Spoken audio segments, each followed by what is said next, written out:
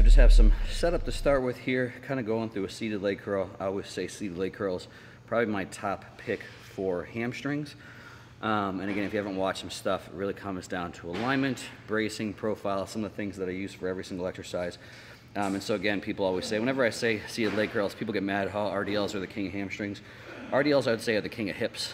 So they are a great hip exercise, but some people are just, whether it's naturally or intentionally, a little bit more glute dominant, sometimes even a little bit more adductor dominant. So I've seen some people that are very, very strong at RDLs, and something is huge. It's not always hamstring. So I've seen if someone can do RDLs with, you know, 5-6 plates, of course something is going to be massive, but sometimes it's just a massive ass, massive erector, sometimes even big adductors. So the reality is, if you haven't seen some of my workouts, I include both. So I'm not bashing RDLs, of course. Some people, it may be more than enough to get massive hams, but if you're in that boat where you do RDLs, you got great form, you're very strong, and you've just got a glorious, magnificently huge ass, good for you. But if you want some big hamstrings, then you may need to include some sort of curls as well too. And so the advantage of the seated leg curl, why I even prefer it to the lying leg curl, again, if I was going to pick one or the other, is the bracing factor. So if you use the thigh pad properly, if you use the seat properly, if you have a seat belt, freaking great. It takes a lot of stuff out of it and can just have a significant amount of force production just from your hamstrings.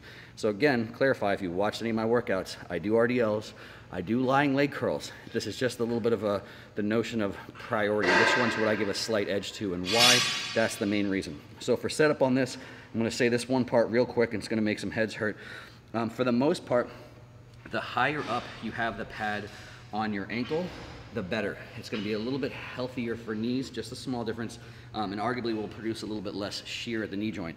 Someone will say, well, if I put this up higher, does it make it easier for me having that higher up on my ankle pad?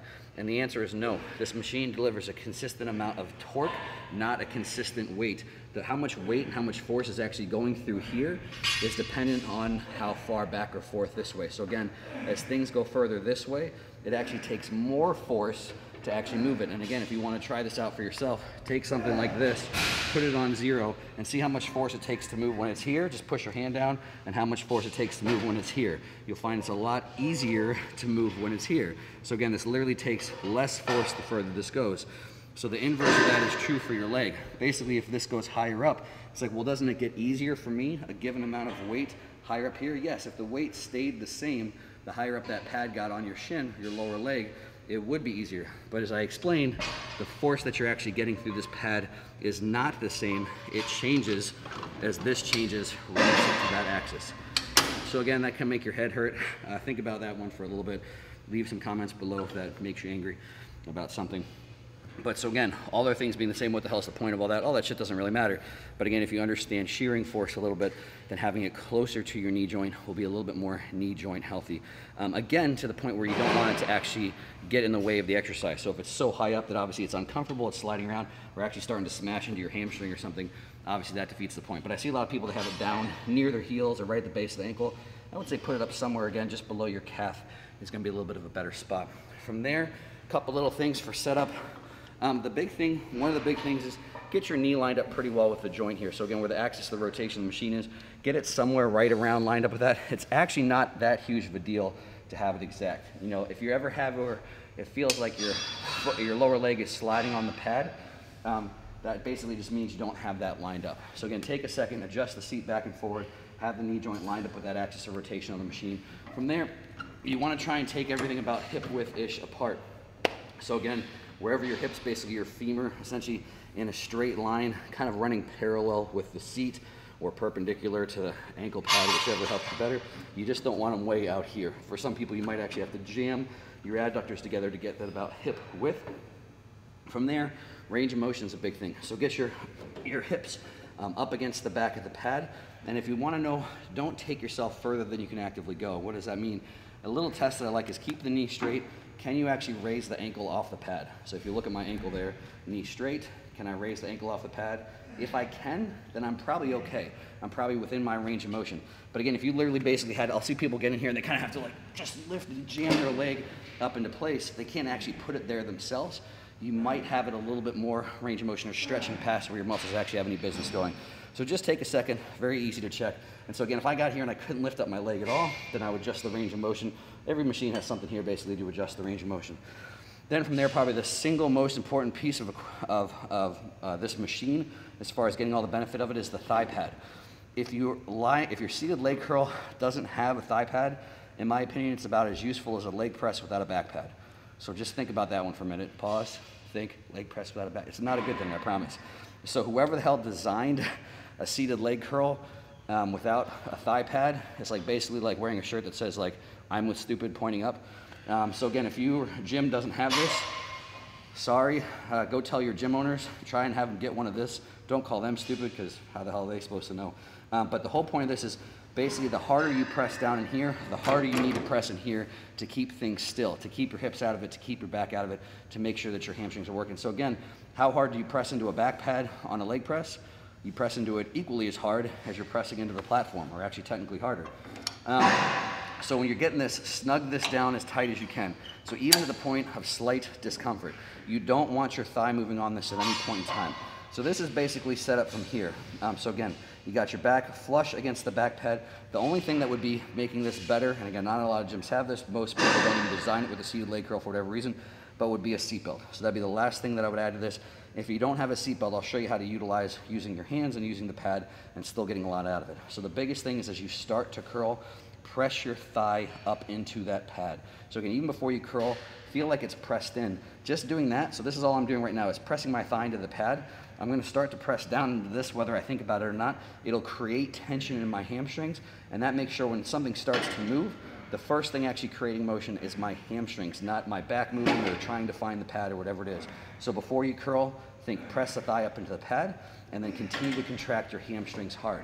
Now, why is a seatbelt useful? When I start the motion, the pad's pressing me, this is pressing me up this way. So it wants my whole body to move up. So I use the thigh pad to press my body down and keep it from moving. As I curl in, which way is that pad pressing me? It's pressing me this way. It wants to pull my entire body forward. So that's where a seatbelt would be helpful, to pull against that in opposite direction. If you don't have a seatbelt, press your hands into here. So this is the way that I'm gonna do this today when I train, is from the top of the range of motion, I'm gonna focus on pressing my thighs up into the pad, and as I continue to contract through the range of motion, I'm gonna press into this thigh pad this way to counteract the fact that the machine is pulling me that way. And so the whole goal of that is once I'm going, this is how I'll go the whole time, braced and really freaking tight, is making sure that my hamstrings are doing all of the work. And so the only thing moving is at my knee joint and my lower leg, and I'm keeping everything else out of it as much as I can.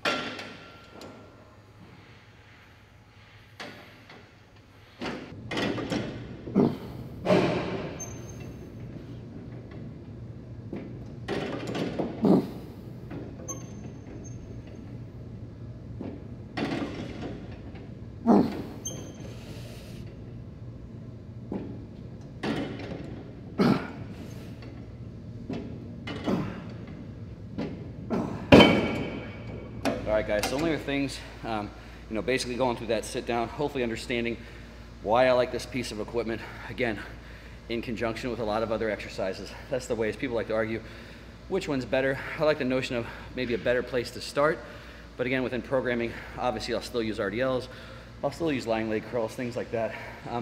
So hopefully you understand why I do like this though. Again, if I had a place to start, if you could only do one, I think this would be a great option. Again, setup is 90% of the battle. So if you do all those things, you're pretty much gonna put yourself in a position where your hamstrings are gonna do a lot of work, a lot of other stuff won't. The only other things to think about is just contracting your hamstrings as hard as they can through the entire range of motion, not just specific points, not just launching it. So I'll see some people where basically they'll pick a weight where they can contract it really hard and fast from the beginning and then just kind of launch it to the finish. Where again, literally like this, sometimes the ankle pad actually comes off their ankle, they catch it, they might contract through the beginning and at the end, they just can't get there or they're bouncing or whatever it is.